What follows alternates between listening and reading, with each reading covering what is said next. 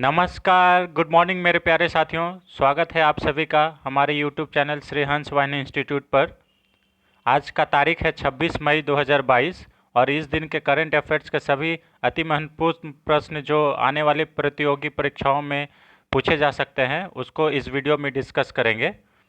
तो चलिए current affairs एक अनोखी सोच के साथ इस वीडियो को शुरू करते हैं। और वीडियो को शुरू करने से पहले आज का मोटिवेशन देख लेते हैं। आज का मोटिवेशन है, अगर जीवन में सफलता प्राप्त करनी है तो मेहनत पर विश्वास करें, किस्मत की आजमाइश तो जुए में होती है। सही बात है, मेहनत करने वालों की कभी हार नहीं होती है, ये आप लोग ने अक्सर लाइन सुना होगा।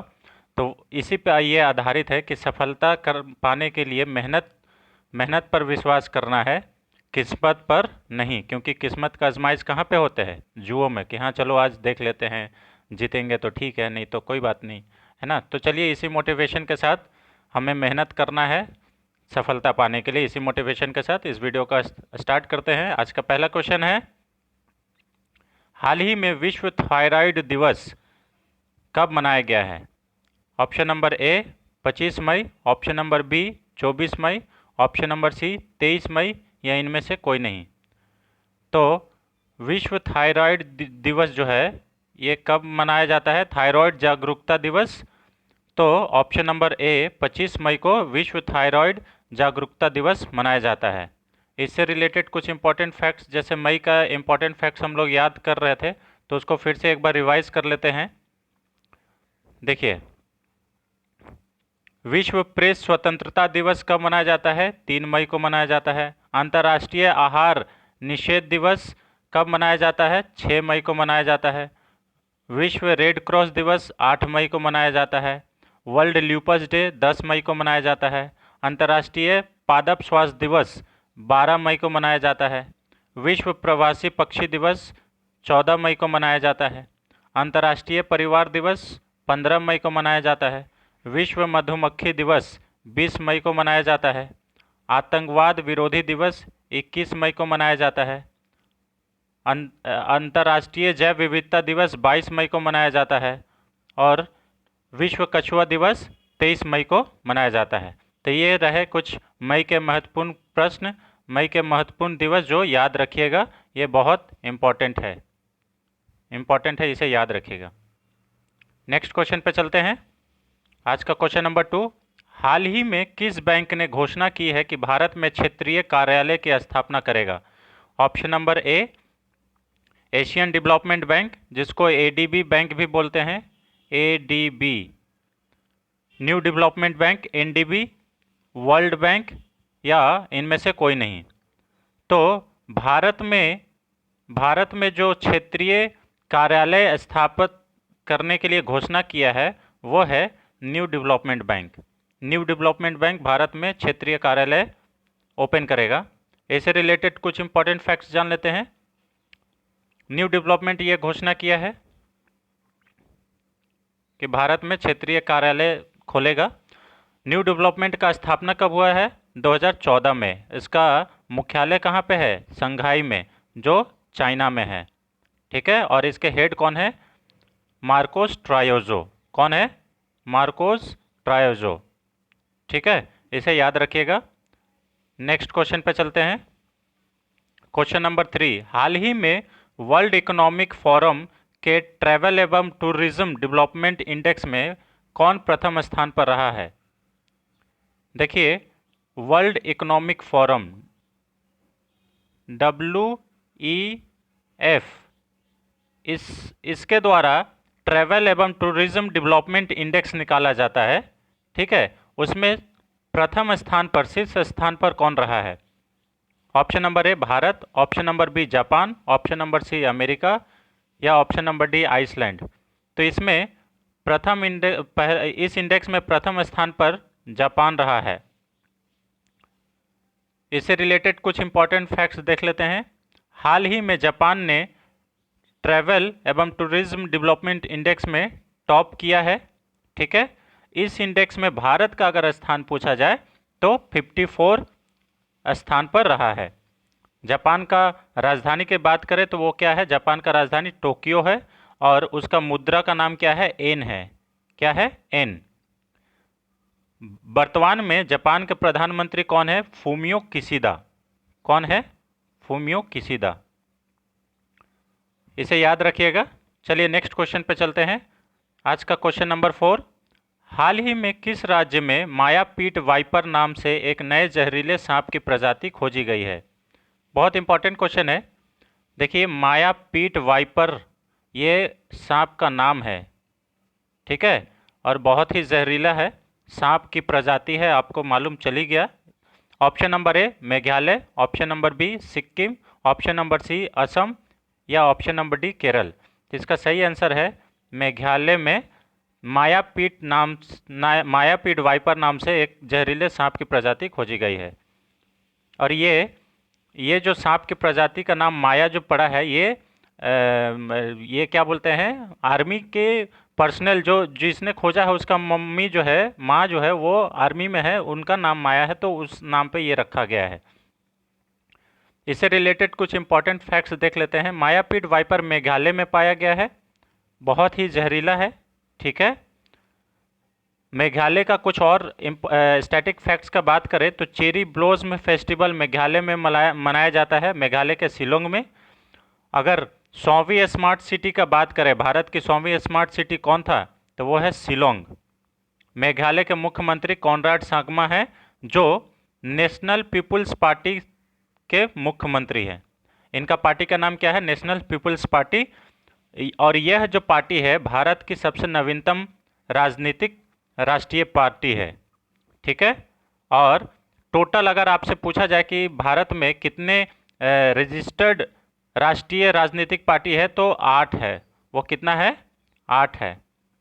और 8वां नंबर का पार्टी कौन है? कॉनराड सांगमा का ये नेशनल पीपल्स पार्टी, जिससे ये कॉनराड सांगमा मुख्यमंत्री हैं। नेक्स्ट क्वेश्चन पे चलते हैं। क्वेश्चन नंबर 5, हाल ही में लेवेंडर फेस्टिवल किस राज्य या केंद्र शासित प्रदेश में आयोजित किया गया है? Option number A Ladakh, option number B Jammu and Kashmir, option number C Delhi, या ऑप्शन नंबर डी इनमें से कोई नहीं। तो लेवेंडर फेस्टिवल जो है, lavender festival Jammu and Kashmir में आयोजित किया गया है। इससे रिलेटेड इंपॉर्टेंट फैक्ट्स देख लेते हैं। जम्मू एंड कश्मीर में लेवेंडर फेस्टिवल का आयोजन हुआ है, ठीक है। उसी प्रकार से और भी है, जैसे हेरात फेस्टिवल जम्मू एंड कश्मीर से ही संबंधित है, और ये कश्मीरी पंडितों के द्वारा महाशिवरात्रि जो पर्व है उसी को हेरात फेस्टिवल के नाम से जाना जाता है। एशिया का सबसे बड़ा ट्यूलिप गार्डन का बात करें तो ये भी कहाँ पे है? जम्मू एंड कश्मीर में है। जम्मू एंड कश्मीर का इतिहास अगर पूछा जाए, ये क्वेश्चन आया भी था कि जम्मू एंड कश्मीर का इतिहास किस पुस्तक में अंकित है, तो वो पुस्तक का नाम है राज तरंगिणी, जो किसके द्वारा लिखा गया है? कल्हन के द्वारा लिखा गया है, ठीक है। जन निगरानी ऐप पूछा जाए कि जन निगरानी ऐप कौन केंद्र शासित प्रदेश के द्वारा लॉन्च किया गया है, तो वो उसमें भी आंसर क्या हो जाएगा? जम्मू एंड कश्मीर। और जम्मू एंड कश्मीर के उपराज्यपाल कौन है? मनोज सिन्हा जी हैं। कौन है? मनोज सिन्हा जी। नेक्स्ट क्वेश्चन पे चलते हैं। क्वेश्चन नंबर 6, हाल ही में किस संगठन ने भारत के 10 लाख आशा कार्यकर्ताओं को ग्लोबल हेल्थ लीडरशिप अवार्ड से सम्मानित किया गया है? हाल ही में किस संगठन ने भारत के 10 लाख आशा कार्यकर्ताओं को ग्लोबल हेल्थ लीडरशिप अवार्ड से सम्मानित किया गया है? ऑप्शन नंबर ए विश्व स्वास्थ्य संगठन WHO, option number B World Bank, option number C अंतर्राष्ट्रीय मुद्रा कोष, ऑप्शन नंबर डी संयुक्त राष्ट्र महासभा। तो इसका सही आंसर हो जाएगा, देखिए यहाँ पे आशा कार्यकर्ताओं को बोला गया है और हेल्थ लीडरशिप अवार्ड बोला गया है। तो आशा कार्यकर्ता हम लोग को कोविड-19 में मदद किए थे बहुत सारा, ठीक है, तो कोविड-19 के लिए ये दिया गया है, ठीक है। और किसके द्वारा दिया गया है? तो WHO के द्वारा दिया गया है, विश्व स्वास्थ्य संगठन के द्वारा दिया गया है। इससे रिलेटेड कुछ इंपॉर्टेंट फैक्ट्स जान लेते हैं।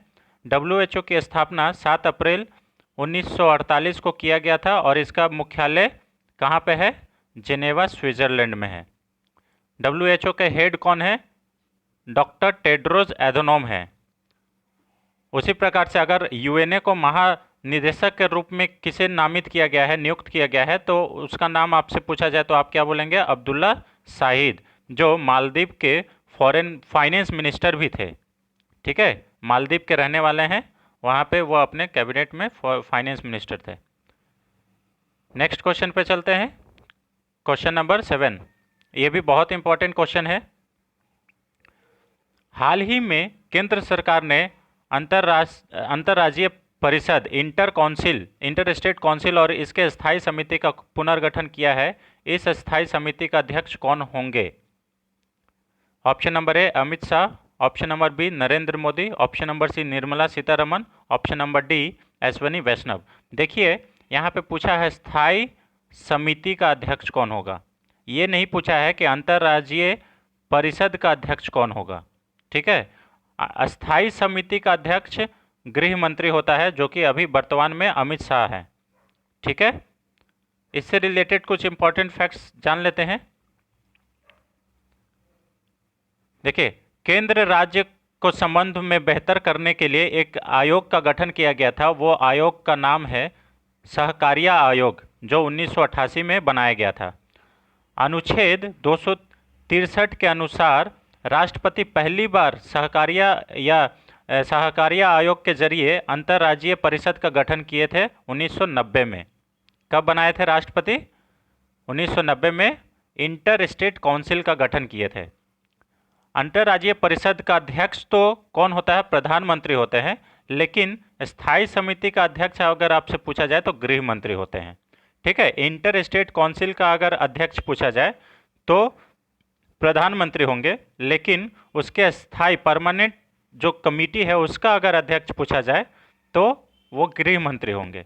ठीक है, इसमें कौन कौन सा मेंबर शामिल होते हैं तो देख लीजिए। इंटर स्टेट काउंसिल या अंतर्राज्यीय परिषद में प्रधानमंत्री तथा सभी राज्यों के मुख्यमंत्री होते हैं और कैबिनेट से 6 मंत्री शामिल होते हैं। ठीक है, कैबिनेट से 6 मंत्री शामिल होते हैं इंटर स्टेट काउंसिल में। तो ये रहा कुछ इंटर स्टेट से इम्पॉर्टेंट फैक्ट्स जिसे आप याद रखिएगा, बहुत इंपॉर्टेंट है। सहकारिता आयोग 1988 में बना, ये भी पूछ सकता है। इसमें कौन सा अनुच्छेद है? 263। कब पहली बार इंटर स्टेट काउंसिल का गठन हुआ? 1990। तो ये सब बहुत इंपॉर्टेंट क्वेश्चन है जो आपको याद रखना है। अगर ये वीडियो आपको पसंद आता होगा तो इस वीडियो को लाइक और शेयर ज़रूर करें और चैनल पर नए हैं तो सब्सक्राइब करें। चलिए नेक्स्ट क्वेश्चन पे चलते हैं, क्वेश्चन नंबर 8। हाल ही में कौन भारतीय कपास परिषद के अध्यक्ष बने हैं? Option number A Deepak Verma, option number B Jitendra Bisht, option number C Ravi Dikshit या ऑप्शन नंबर डी सुरेश भाई कोटक। तो भारतीय कपास परिषद के अध्यक्ष के रूप में सुरेश भाई कोटक को नामित किया है। ठीक है, नियुक्त किया गया है। इससे रिलेटेड कुछ इंपॉर्टेंट फैक्ट्स। हाल ही में भारतीय कपास परिषद के अध्यक्ष सुरेश भाई कोटक बने हैं और भारतीय कपास परिषद का मुख्यालय अगर पूछा जाए तो ये नवी मुंबई में है। इस सबसे ज़्यादा कपास के उत्पादन को सिल्वर फाइबर रिवॉल्यूशन भी कहा जाता है। ठीक है, कपास के उत्पादन में अगर सबसे ज़्यादा आगे राज्य कौन सा है तो वो है गुजरात, और अगर देश पूछ लिया जाए तो वो है चीन। सबसे ज़्यादा कपास उत्पादन कहाँ होता है भारत में? तो गुजरात में होता है। और किस देश में होता है? तो सबसे ज़्यादा चीन में होता है कपास का उत्पादन। ये भी इम्पॉर्टेंट है, इसे भी याद रखिएगा। चलिए नेक्स्ट क्वेश्चन पे चलते हैं, क्वेश्चन नंबर 9। ड्रग्स के अवैध प्रसार को रोकने के लिए भारतीय तटरक्षक बल इंडियन कोस्ट गार्ड द्वारा कौन सा ऑपरेशन चलाया गया है? ऑप्शन नंबर ए ऑपरेशन खोजबीन, ऑप्शन नंबर बी ऑपरेशन तफ्तीश, ऑप्शन नंबर सी ऑपरेशन सजग या ऑप्शन नंबर डी इनमें से कोई नहीं। तो ड्रग्स के अवैध प्रसार को रोकने के लिए भारतीय तटरक्षक बल द्वारा, इंडियन कोस्ट गार्ड है ना, भारतीय तटरक्षक बल का मतलब क्या हुआ? Indian Coast guard.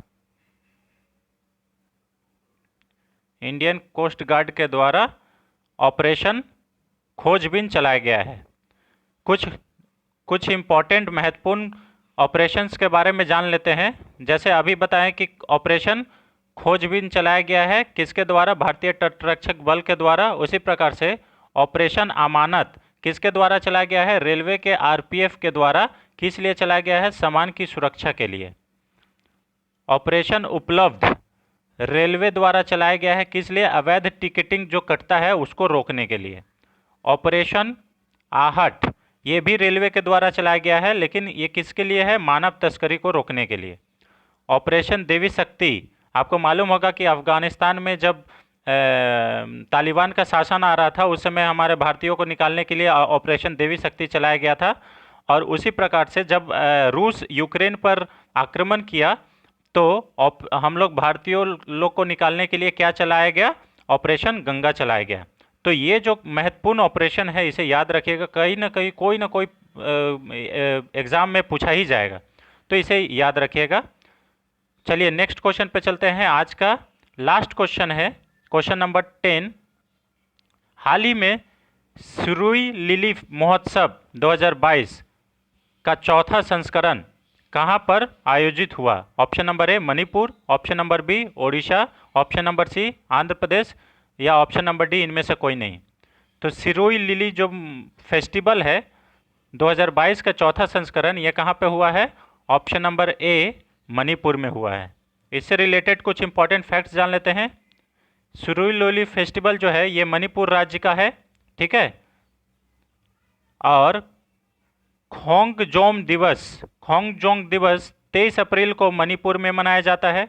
मणिपुर देश का पहला राज्य है जो कैच द रेन कैंपेन 2022 को लॉन्च किया है। देखिए कैच द रेन अभियान का शुरुआत हमारे राष्ट्रपति श्री रामनाथ कोविंद जी के द्वारा शुरू किया गया है।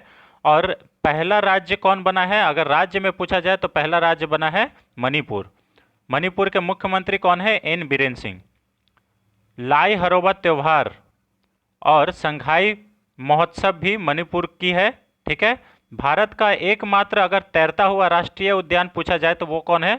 लोकटक झील, ठीक है। लोकटक झील में ही यहाँ पे संघाई हिरन के लिए फेमस है, जिसे हम लोग डांसिंग डियर भी कहा जाता है, ठीक है। एकमात्र भारत का तैरता हुआ राष्ट्रीय उद्यान कौन है?